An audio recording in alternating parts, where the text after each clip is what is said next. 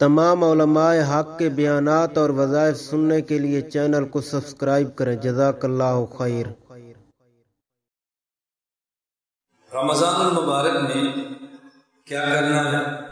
سب سے پہلے جب رمضان کا چاند نظر آئے تو ہر بندہ یہ دعا مانگے، اللہم اہل علینا بالیمن والایمان والسلامۃ والاسلام والتوفیق لما تحب وترضى ربی و ربک اللہ۔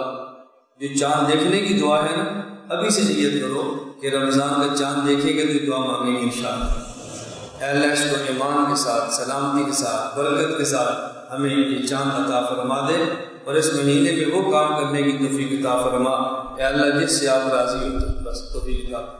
یہ اسٹارٹ ذہن میں رکھیں کہ رمضان میں کیا کرنا ہے۔ نمبر 1، رمضان کا چاند دیکھے تو دعا مانگو۔ نمبر 2، رمضان المبارک کی شب، یہ پہلی شب ہے، تو عام دنوں سے ہٹ کے ترتیب بدل دیں، روٹین وائز نہ چلے، بس اس کا اہتمام فرمائیں کہ جب یہ محسوس ہو کہ آج 29 شعبان ہے، شاید رات رمضان ہو، اور اگر 30 شعبان ہے پھر کنفرم اس کے بعد رمضان ہے، بس اتنا اہتمام فرمائیں کہ رمضان کی پہلی شب سے جب اندازہ ہو تو پھر کچھ وقت پہلے مسجد میں اس کا اہتمام فرمائیں۔ میں نئے کپڑے نہیں کہتا، دھلے کپڑے پہنیں، دکان والے کپڑے چھوڑ دیں، دفتر والے کپڑے چھوڑ دیں، گھر جائیں دھلے کپڑے پہنیں، اور سب سے زیادہ اہتمام کریں سفید کپڑوں کا، اور صرف رمضان میں نہیں، معمول بنائیں سفید کپڑوں کا۔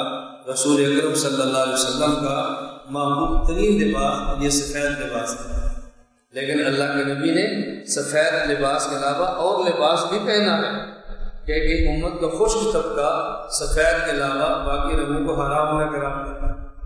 بعض لوگ ایسے ہیں کہ ان کو سفید لباس اچھا لگتا ہے، لیکن ان کو طبعاً سفید مرغوب نہیں ہے، طبعاً اور لباس مرغوب ہے، طبیعت تقاضا اور لباس کا چاہتی ہے، اور شریعت نے اور رنگوں پر پابندی بھی لگائی۔ ہاں، ایسے رنگ کا لباس ایسے موسم میں کہ جس وقت میں خاص رنگ کا لباس خاص مذہب والے پہنے، ان دنوں میں اس رنگ کا لباس کبھی نہ پہنے، اگرچہ وہ جائز ہی ہے۔ اس تشبہ اور مشابہت سے بچے، اس کا بہت اہتمام کرنا۔ خاص دنوں میں جب لوگ خاص رنگ کا لباس پہنے اور ان کا مذہب، ان دنوں میں اس رنگ کا لباس مت پہنے، خدشہ ہے، اس پر اللہ مؤاخذہ نہ فرمائے کیونکہ مشابہت کا خطرہ ہے۔ رسول اکرم صلی اللہ علیہ وسلم فرمایا، من کسر سواد قوم فہو منہم، جو شخص اپنے عمل اور وضاحت سے کسی قوم کی کثرت کا سبب بنتا ہے، قیامت کے دن اللہ اس کو انہی کے ساتھ اٹھائے گا۔ اس کا بہت زیادہ اہتمام کرنا۔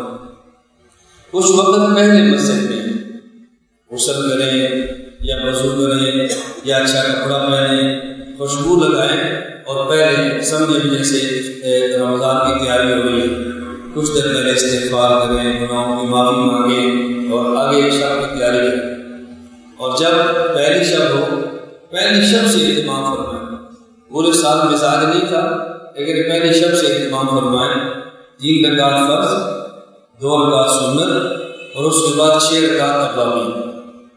اور اگر آپ 2 رکعت نفل چھوڑ کر 3 رکعت فرض، 2 سنت اور بعد میں 6 رکعت پڑھیں ابوابین کی نیت کریں تو اللہ نے تعریف فرماتے ہیں 6 رکعت ابوابین بن گئے۔ رمضان میں نیت کریں کہ میں نے رمضان میں تو ابوابین کو چھوڑنا نہیں، یہ بھی انشاءاللہ میں پابندی سے پڑھوں، بس پہلے دن سے ابوابین کا اہتمام کروں۔ اس کے بعد تقاضا ہے تو گھر جائیں، نہیں ہے تو پہلی شب کا مسئلہ ہی نہیں ہے، وہ کھایا پیا کا ایسا مسئلہ تو نہیں ہے، اگر تقاضا ہے تو گھر جائیں، واپس آئیں۔ تو رمضان مبارک میں بطور خاص 4 رکعت سنت غیر موقدہ جو فرض سے پہلے ہیں، ان کا ذرا اہتمام شروع فرمانا۔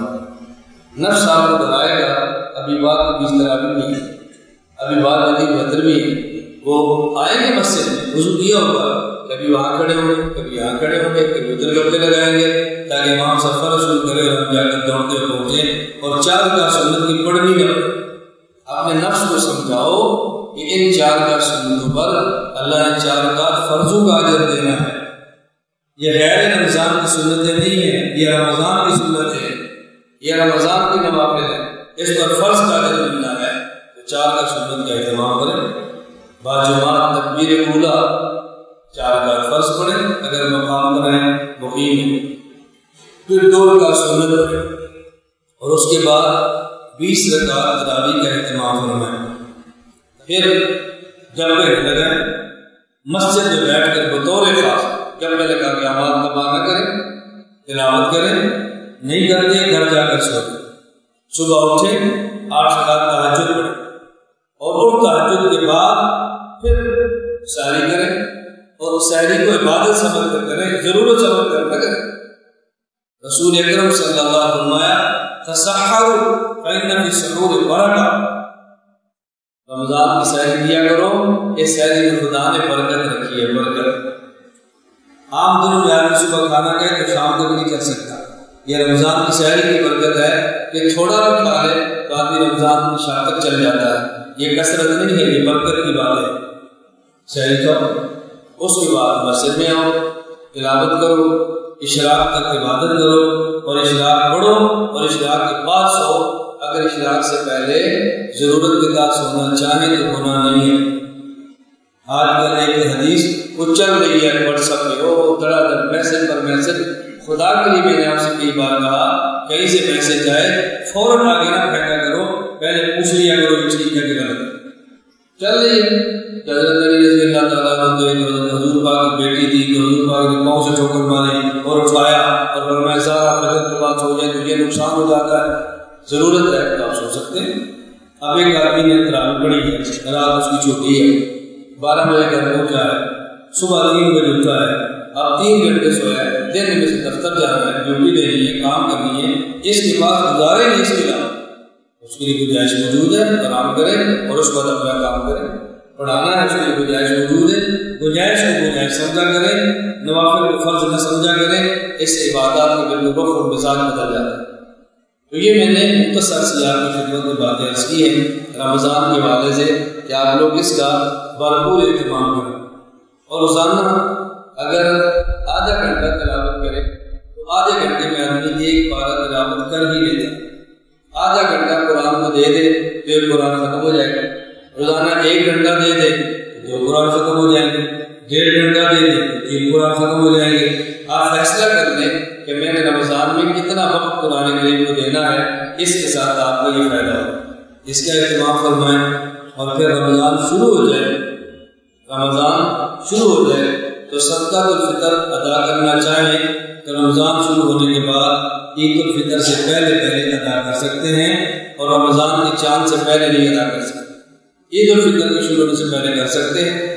صدقۃ الفطر میں گندم کی قیمت بھی دے سکتے ہیں اور جو کی قیمت بھی دے سکتے ہیں، کھجور کی قیمت بھی دے سکتے ہیں، کشمش کی قیمت بھی دے سکتے ہیں۔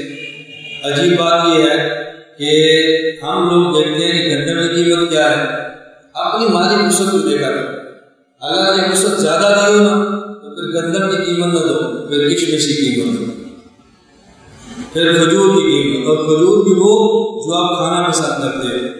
مدینہ جائے تو ہم نے حلوہ لینی ہے، ہم نے سکری لینی ہے، ہم نے ممروم لینی ہے، ہم نے فلاں کھجور لینی ہے، جس طرح بہترین قیمتی کھجور کھانے کو دل کرتا ہے، اس قیمتی کھجور کی قیمت لو اور پھر اس کو صدقۃ الفطر میں ادا کرو۔ یہ صدقۃ الفطر روز روز ادا ہونا ہے، رمضان میں 1 بار ادا ہونا ہے، تو دل کھول کے اس پہ اپنا مال خرچ کرنے کی عادت بنانی چاہیے۔ رمضان میں زکوٰۃ دینا وہ فرض نہیں ہے، ہمارے عام ممالک کے لوگ رمضان میں زکوٰۃ بہت زیادہ دیتے ہیں۔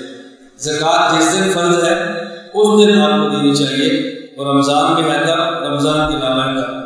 بس زکوٰۃ کے علاوہ کے حوالے سے صرف ایک بات سماعت فرما لیں، رمضان کی انتظار کرنے کے بجائے ضرورت دیکھا کریں۔ ایک شخص کو ضرورت شعبان میں ہے، آپ رمضان تک مؤخر نہ کرو، اس کو شعبان میں دے دو، ضرورت مند کی ضرورت پوری کرنے پر اللہ رمضان کی زکوٰۃ سے بھی زیادہ عطا فرمائے۔ جب کسی کی ضرورت ہو رہا تو فوراً ادا کرو، پھر رمضان کی انتظار نہ کرو۔ آپ کو ضرورت مند نہ ملے تو آپ رمضان میں آپ نے وقت رکھا ہوا ہے، اس میں حرج کی بات بھی نہیں ہے۔ اللہ تعالیٰ ہم سب کو رمضان المبارک پورے اہتمام کے ساتھ ادا کرنے کی توفیق عطا فرمائے، اور اللہ مجھ سے بھی کام لے، اللہ آپ سے بھی کام لے، اللہ ہم سب کو اس کے لیے توفیق عطا فرمائے۔ وآخر دعوانا ان الحمد للہ رب العالمین۔ ویڈیو کے نیچے سبسکرائب کے بٹن پہ کلک کریں، بیل کے آئیکن پہ کلک کیجئے تاکہ ہر نئی ویڈیو کی نوٹیفیکیشن آپ کو مل جائے۔